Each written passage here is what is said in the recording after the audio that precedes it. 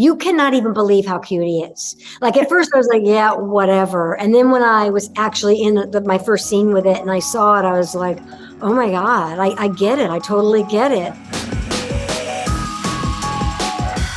Happy belated birthday. Oh, thank you. 62. Oh my gosh, can you believe? Yeah. Yeah.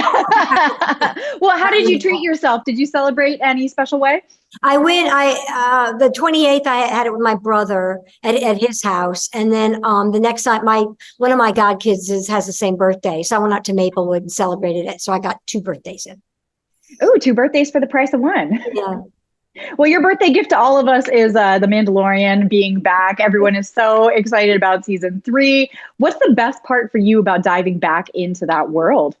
To be honest with you, it's working with that little green Grogu. I mean, you cannot even believe how cute he is. Like at first I was like, yeah, whatever. And then when I was actually in my first scene with it and I saw it, I was like, oh my God, I get it. I totally get it. So my true reaction, my character's reaction, it really is.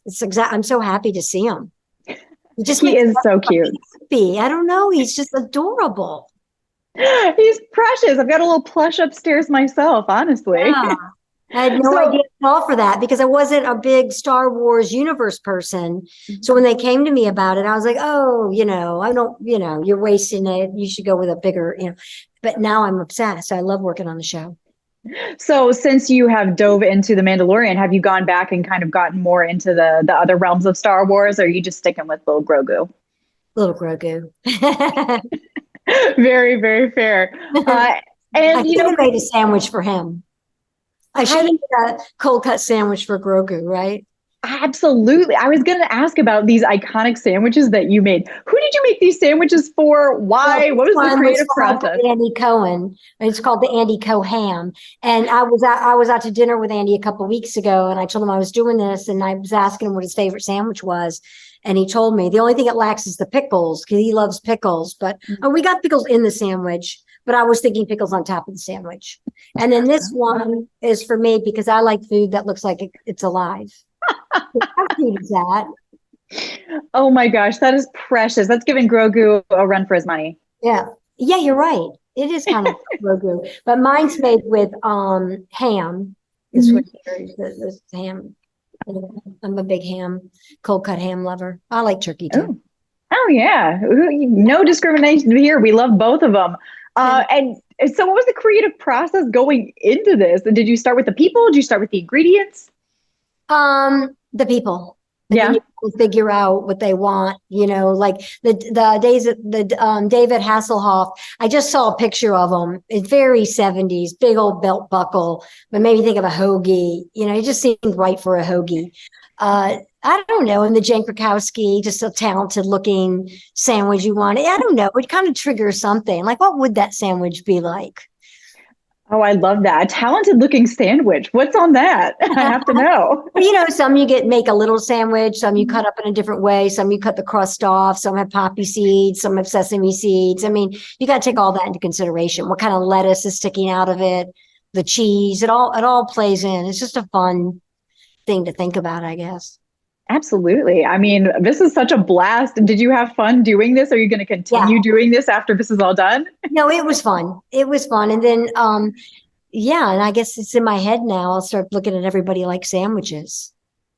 You have a very nice pale complexion. I'd probably put, on a lighter, maybe a rye bread for you and maybe a provolone cheese. You've got nice dark eyes, maybe some kind of olive spread on it.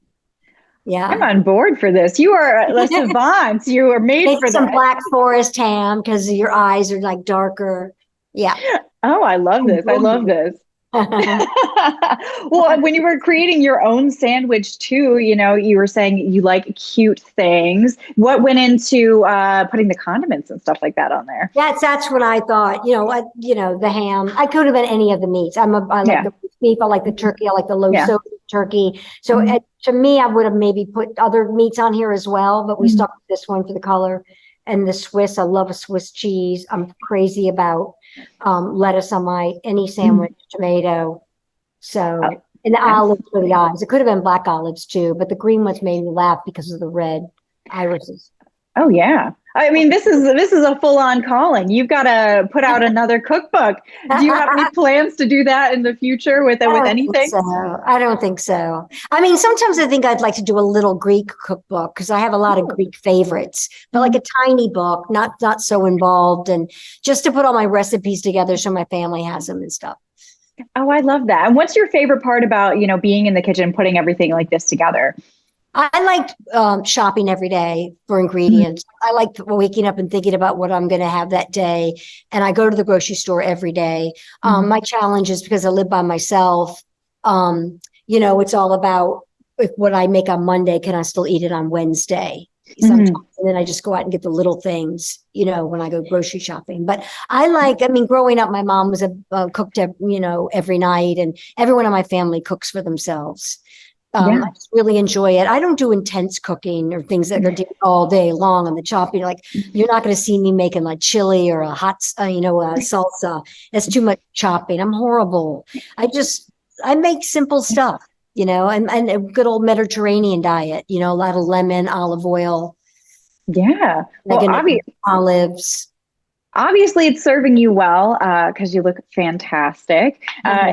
Is there any tip that you would give out there to kind of a novice cook who is looking to maybe get into the kitchen but is a little scared? Learn the basics. If you eat meat, learn how to bake a roasted chicken. If you don't eat meat, learn how to, really clean your vegetables and cut them properly. I mean, just have a couple recipes under your belt. But everyone should know how to roast a chicken, I think. Yeah, absolutely. I learned in Girl Scouts too, as well as my mother and all of us cooking. But Girl Scouts, we learned how to cook. Oh, do you see, Girl Scouts, we just learned how to sell those cookies, which I'll take too. Yeah. That's just the most. I always do the most cookies. Oh, absolutely. Yeah. Well, thank you so much for talking with me today. This was a blast.